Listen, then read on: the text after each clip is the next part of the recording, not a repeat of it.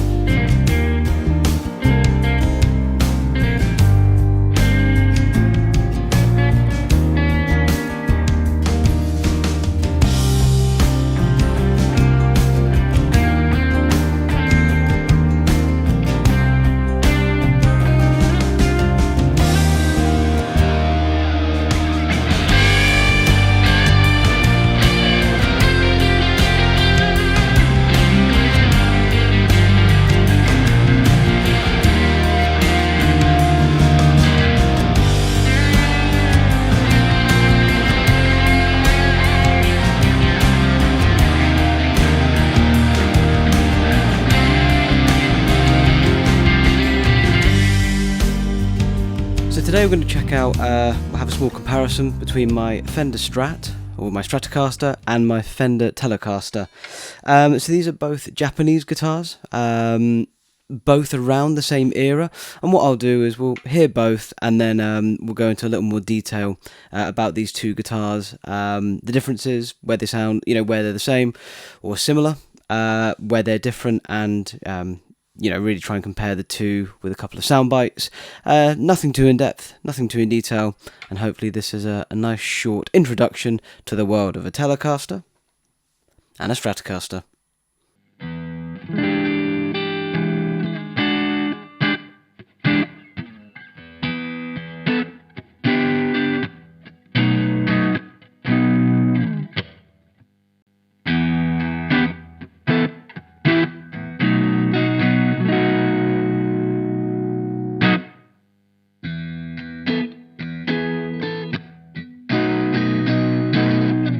So the first guitar we're going to look at the specs of is my 2006 to 2008 crafted in Japan ST62, so a reissue of a 1962 Fender Strat.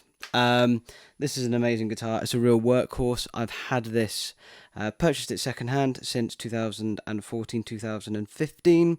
I'm counting this as my first proper Strat. I did have a 70s reissue Mexican-made guitar, maple fretboard. I just didn't get on with it. That headed off. I thought I was after that, not a Strat guy. Turns out I was, just didn't know it yet. So quickly go through the specs. As I say, this is a crafted in Japan, so this is after they moved away from the made in Japan. Serial numbers. Serial number, for anybody that really wants to know, is S for Sierra 010119. Said it's a 2006 to 2008 model. You've got a basswood body, that's most likely. Some say that it could be a high quality older, and that could be a sort of like a variable within the production around this time. All signs seem to also point to a set of Texas Special pickups, which actually I think contribute predominantly to the sound of this guitar, but it's very lightweight. Then we go from the basswood body into a maple neck with a rosewood fretboard, 21 frets, 5-way pickup selector switch, 1 volume, 2 tone, and then I've blocked off the trem, as you can see there, but I had that open just in case. I'm not a John Mayer fan, but it was John Mayer that kind of, I think I saw an interview where he said, why have that covered when you need to get to it? So I took it off. There's not much to say about this guitar really. It sounds great. It's very comfortable to play. It's a real workhorse. I've gigged with this. I've recorded with this. I've done sessions. I've recorded YouTube videos with this. This is just one of my go-to guitars. It is kind of in semi-retirement now, or kind of the main backup to my Hanson. But that's nothing against this guitar. That's just because the Hanson is such an amazing instrument. So that's my Fender Stratocaster. Let's move over to the Telecaster.